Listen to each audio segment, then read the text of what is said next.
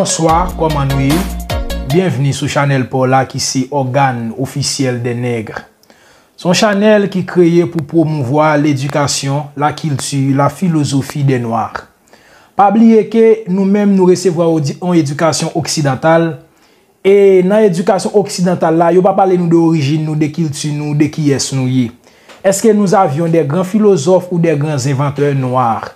Ou même qui ignorant de toute bagaille ça yo, moi invite à abonner à Chanel organe officiel des nègres pour qu'à informer de toute bagaille ça yo.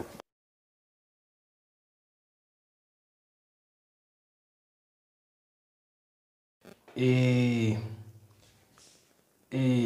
j'ai dit une autre fois bonsoir à tout le monde. Maintenant, nous allons parler de l'origine de la littérature. Et étant donné que le titre de l'exposé est aux vraies sources de la philosophie et de la littérature, et nous avons déjà parlé dans un premier temps de l'origine de la philosophie. Maintenant, nous allons parler de l'origine de la littérature. Donc, en effet, il faut dire qu'Homère, soi-disant le premier écrivain, le premier poète grec, n'est pas le premier poète dans l'histoire de l'humanité. Cependant, il y eut un conte égyptien titré « Naufragé », datant 2000 ans avant Jésus-Christ. Et dans ce texte, on trouve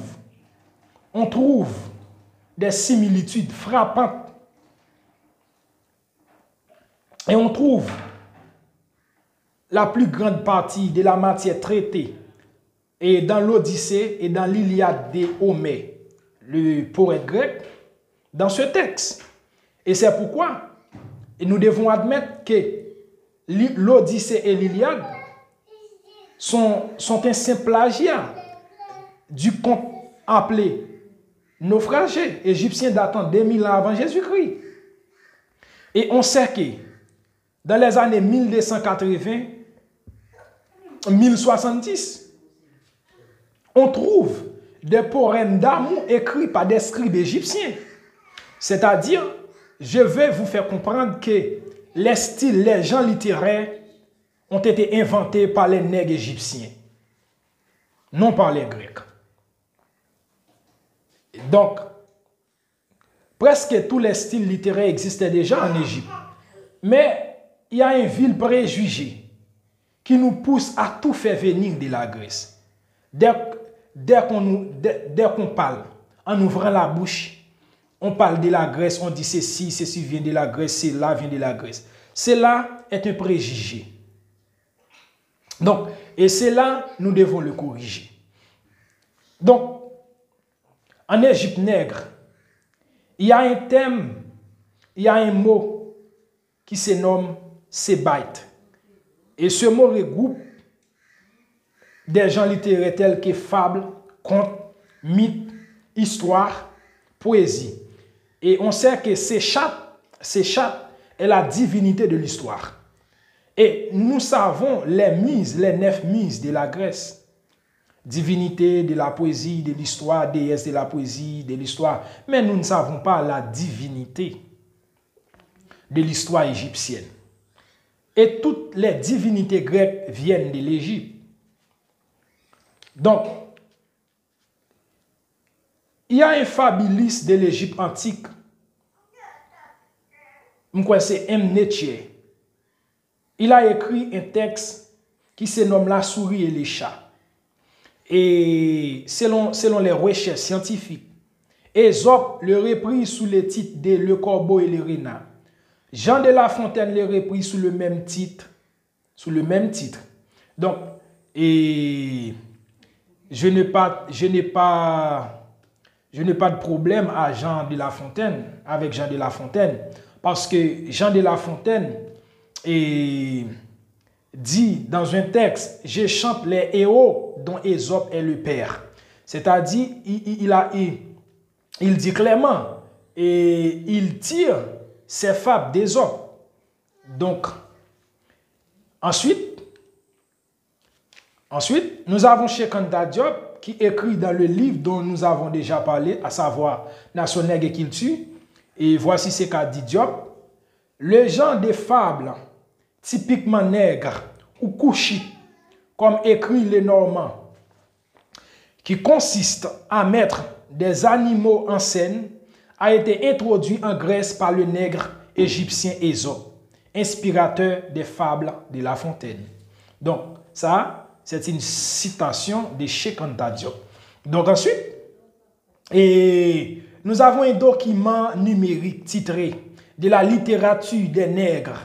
Et ce livre a été écrit par Abbé Grégoire. Abbé Grégoire est l'un des abolitionnistes qui militait pour la libération des Noirs au temps de l'esclavage. Et Abbé Grégoire aimait fortement Haïti et les Haïtiens. Et il a fait éloge de quelques ouvrages écrits par les Haïtiens dans ce livre. Donc, il a dit que Ésope est un Éthiopien, c'est-à-dire Ésope est un nègre. Donc, en effet, il y a un autre fait encore. On parle souvent de l'épopée de Gilgamesh. On dit que cette épopée est l'un des textes les plus anciens de l'humanité. Et cependant, ce texte est une œuvre nègre. Cette épopée a été écrite par un nègre. Gilgamesh était un nègre, un couchite, un descendant de Couche. Et on sait que selon la Bible, Couche, et c'est l'ancêtre des nègres, l'ancêtre des Éthiopiens.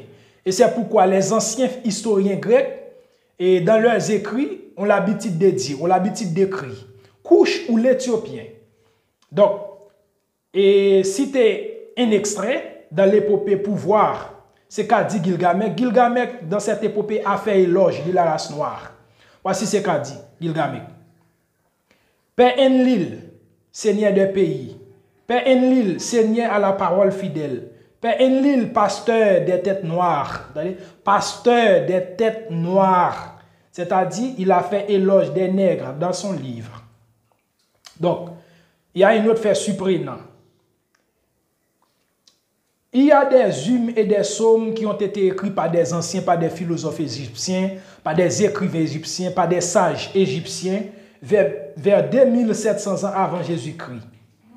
Par exemple, il y a hymne Apia. Dans tous ces psaumes, ces sages font éloge du monothéisme, c'est-à-dire la notion du Dieu unique.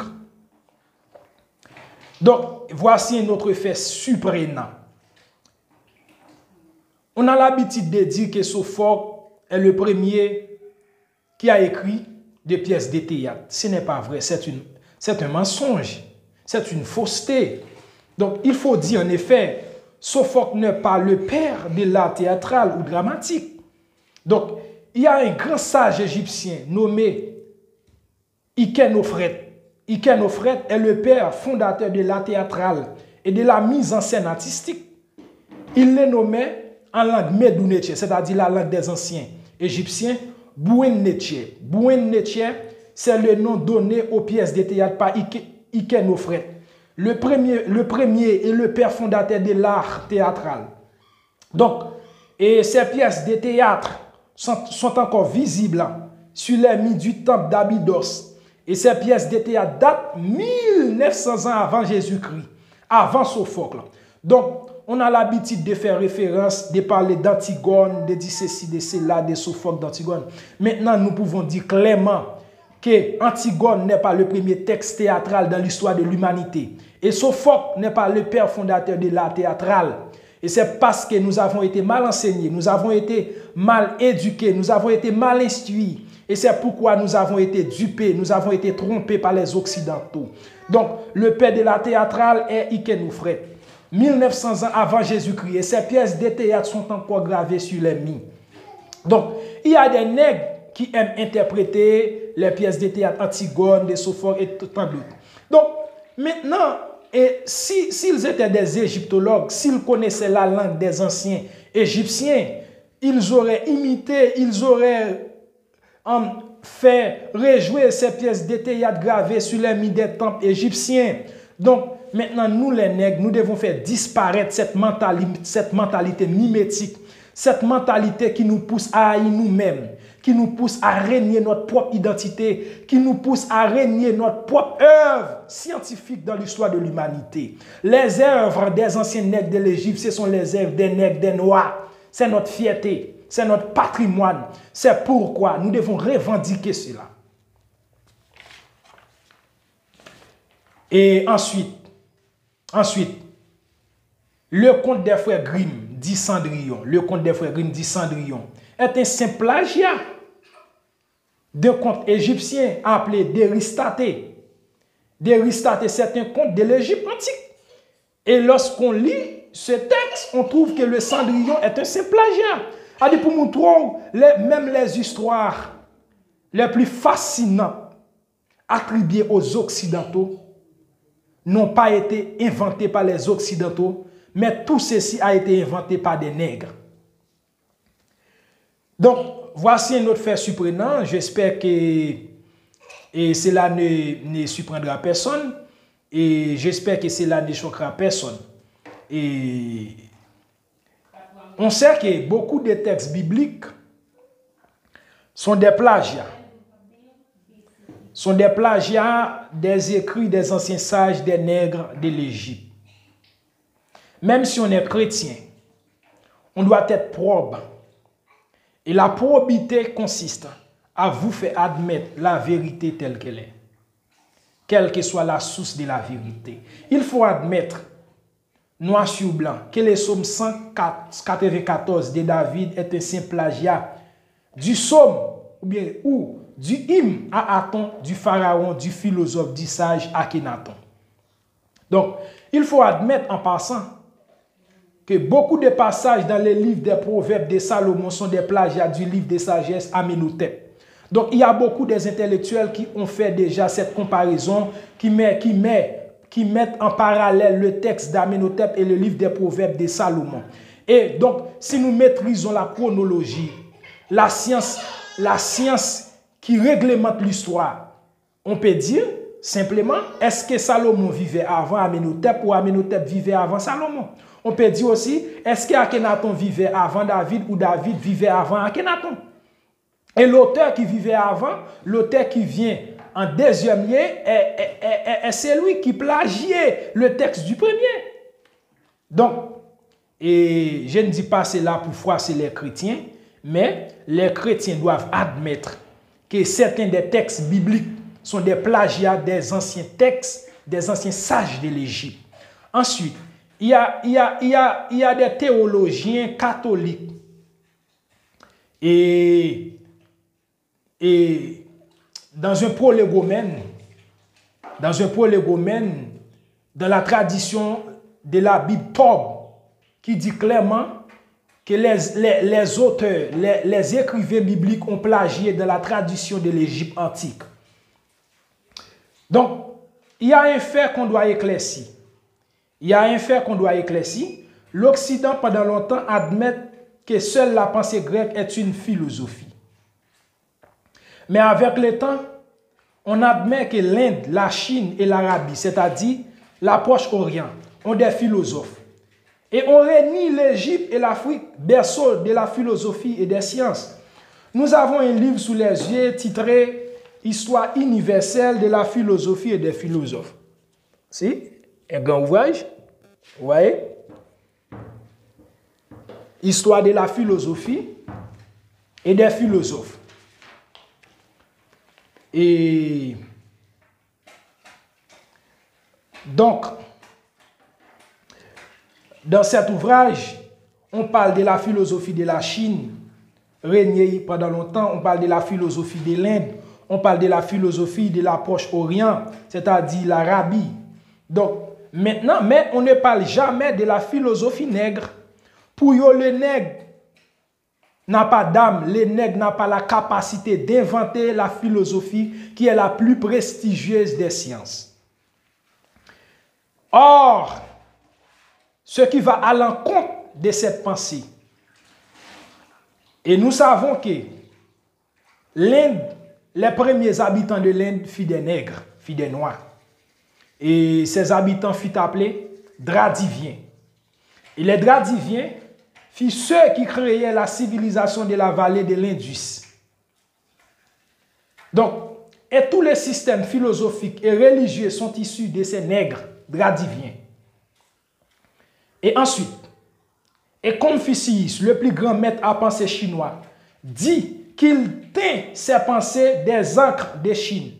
Des ancres de Chine, savoir les négritos, les noirs à petite taille. C'est-à-dire, Confucius dit et qu'il tirait et ses pensées de ces négritos-là, c'est-à-dire de ces petits nègres. Donc, il y a un professeur chinois nommé Quan Shishang qui fait une déclaration. Il dit que la première population de la Chine fut des Noirs. Il dit que les négritos fondaient la première dynastie chinoise appelée Shang, lesquelles existaient 1700-1022 avant notre ère. Dans une note de bas de page et du livre de Cheikh Anta Diop titré Nation Nègre et Culture, voici ce que Diop a dit. Voici ce que Diop a dit.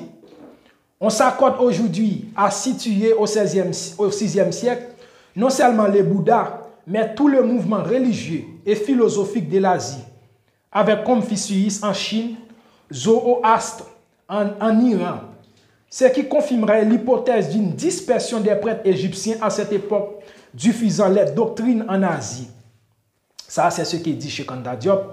Donc, il y a un grand intellectuel qui a fait des travaux sur ce sujet. Et cet homme, c'est Malès.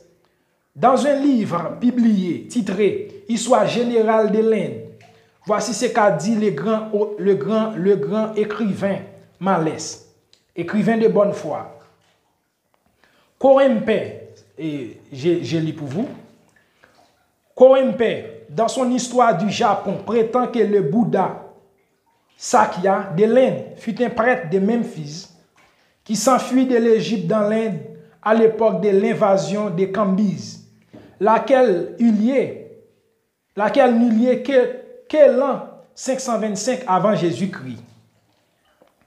Korempe a voulu tout rapporter à une idée dominante, la diffusion dans l'Asie des doctrines égyptiennes par les prêtres de Thèbes et de Memphis, exilés par Cambyse ou fuyant ses persécutions. Un écrivain moderne arrive par d'autres routes au même résultat. Monsieur Ward, qui a publié il y a quelques années une vaste compilation de documents divers sur la religion et la littérature des hindous, appuyé sur des extraits de livres sanscrits dont il rapporte les passages à donner sur Bouddha in notice, où il est établi que son apparition ne peut remonter au-delà du 6e siècle avant Jésus-Christ. On donne à Bouddha le surnom de Gautama, qui est celui de la race des usurpateurs. Donc maintenant, on a l'habitude de dire que Bouddha était un prince, il voyait la misère du peuple, il a laissé son palais pour aller voir ce qui se passait parmi les populations, la misère des peuples. Tout cela est une fausseté. Tout cela est un mensonge scientifique. Bouddha est un prêtre de Memphis. Bouddha est un prêtre égyptien. Zoroastre est un prêtre égyptien. Et tous les grands courants de pensée de la Chine, de l'Inde, sont issus de l'Égypte. Et Bouddha, en arrivant en Inde, il a exercé une grande influence sur la pensée chinoise et la pensée indienne. Et il a modifié ces pensées-là. Puisque Bouddha était un nègre originaire de Memphis ou de Thèbes, ensuite, donc je peux conclure que toute la philosophie de l'Inde, toute la philosophie de la Chine est d'origine nègre, est d'origine égyptienne. Et c'est pourquoi j'ai conclu que tout ce qui est sublime, tout ce qui est beau n'est pas du blanc, mais au contraire, tout est à l'origine des nègres de l'humanité, tout est à l'origine des Noirs. Et ce sont les Noirs qui sont les premiers civilisateurs. Ce sont les Noirs qui sont les premiers philosophes, les premiers mathématiciens, les premiers médecins, les premiers géomètres. Et ensuite, on nous fait comprendre que Pythagore est l'inventeur de la théorème dite du carré de l'hypoténuse. Ce n'est pas vrai. Et on sait que Yamessou, un scribe, un mathématicien égyptien, on a trouvé son livre et son papyrus se trouve dans les musées de Moscou et d'Angleterre. Et dans ce papyrus, on trouve tous les théorèmes attribués à Thalès et à Pythagore. Ça veut dire, c'est pour vous dire que Pythagore n'ont jamais écrit et ils n'ont jamais inventé rien. Donc, le théorème n'est pas de Pythagore, mais le théorème est de Yamessou. Et Yamessou, dans son texte, datant 1000 combien d'années avant Jésus-Christ, dit que ces théorèmes existaient déjà depuis dans l'Égypte antique. Ancien, bien avant lui. Et maintenant, je suivais un cours de philosophie et il n'y a pas longtemps. Et en débattant avec les professeurs qui exposaient, qui faisaient le cours, et j'exposais devant les élèves et j'ai montré que la philosophie grecque est un plagiat et il n'y a jamais eu de philosophes grecs, il y a des philosophies égyptiennes. Et la philosophie grecque, toute la pensée grecque n'est qu'un plagiat. Donc, ce professeur de philosophie m'a dit qu'il attendait que les Noirs écrivent leur histoire concernant la philosophie pour y adhérer. J'ai dit que cela y est déjà, c'est ce que j'ai dit à ce professeur. Et puisque beaucoup de nègres ignorent les œuvres, les écrits parlant de la philosophie. Donc, je vais donner quelques documents parlant de la philosophie des nègres, des Égyptiens. Donc, maintenant, nous devons faire une rupture épistémologique didactique. Et nous devons réécrire, nous devons réenseigner l'histoire de la philosophie et la philosophie elle-même. Et la pensée grecque, la raison grecque, et selon beaucoup d'intellectuels africains, la raison grecque est une falsification de la raison égyptienne. Donc, et la raison grecque est un contresens de la raison. Et ce n'est pas la vraie face de la raison. Moi, c'est ce que j'ai dit et c'est ce que je conclus. Donc, ce petit ouvrage, Introduction à la philosophie et à la psychologie, doit être exclu. On doit réécrire l'histoire de la philosophie pour instruire nos élèves en classe terminale en Haïti. Parce que ces élèves ont été mal instruits, ont été mal éduqués, ont été mal informés. Donc les Occidentaux parlent des guerres, de l'information. Et c'est pourquoi ils ont faussé l'histoire. Ils ont falsifié l'histoire des sciences et de la philosophie pour nous tromper, pour nous mettre au bas de l'échelle, pour nous faire comprendre, nous, comme le dit Arthur de Gobineau, le nègre est au pied de l'échelle incapable de civilisation, pour nous inculquer ce qu'on nous appelle une sorte de complexe d'infériorité, pour nous inférioriser, pour ne pas croire en nous-mêmes. Or, nous savons, la connaissance de soi, la première forme de la connaissance est la connaissance de soi. C'est pourquoi celui qui ne se connaît pas ne connaît rien. Bon, vous ne connaissez pas. Vous ne vous connaissez pas. Vous ne connaissez rien. Donc, si on ne se connaît pas, on ne connaît aucune autre science. Parce que la première forme de la connaissance, c'est la connaissance de soi. Et c'est pourquoi j'ai dit, tous les intellectuels qui ont été instruits, tous les intellectuels noirs qui ont été formés et dans la fausseté des sciences occidentales, j'ai dit que ces intellectuels sont des intellectuels acculturés. Ces intellectuels sont des diplômés illettrés. Sont des diplômés illettrés, des diplômés acculturés, des diplômés mal intentionnés. Donc, en effet, citons quelques documents parlant, traitant de la philosophie.